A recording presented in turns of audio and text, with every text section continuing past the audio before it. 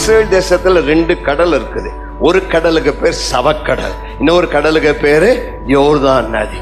யோர்தான் நதியில தண்ணி எப்போதுமே வந்துட்டு இருக்கும். எவ்வளவு தண்ணி வருது அத்தனை தண்ணி வெளியில போயிட்டே இருக்கும். ஒரு பக்கம் தண்ணி வரும், இன்னொரு பக்கம் தண்ணி வெளியில போகும். சவக்கடலுக்கு பாருங்க, சவக்கடல ஏராளமான மினரல்ஸ், நிறைய ஐஸ்வர்யம் இருக்குது.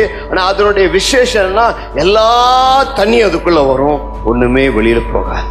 அத்தனை தண்ணி அங்கேயே தேங்கி நிற்கும். அதனாலதான் அதுக்கு பேரு சவக்கடல். அதனால தண்ணியே வெளியில போகாம, ஃப்ரெஷ் வாட்டரே எல்லாம் வராம, அதுல எப்போதும் அந்த தண்ணி தேங்கியே நிற்கனால எந்த மீன் அதுல வந்தாலும் உடனே செத்து போயிடும். சிலரெல்லாம் எப்போதும் குடிச்சிட்டே இருக்கிறாங்க. ஆனா என்ன பண்றது இல்லை, வெளியில நான் போய் ஊழியம் செய்யுது. எனக்கு நான் பெற்றுக்கொண்ட ஆசீர்வாதத்தை பெருகு வயகம், என்னை கர்த்தர் ஆசீர்வதித்தார், நான் போய் சுவிசேஷத்தை சொல்லுவேன். அதுதான் யோர்தான் நதி. கர்த்தருக்கு மகிமை உண்டாவதாக.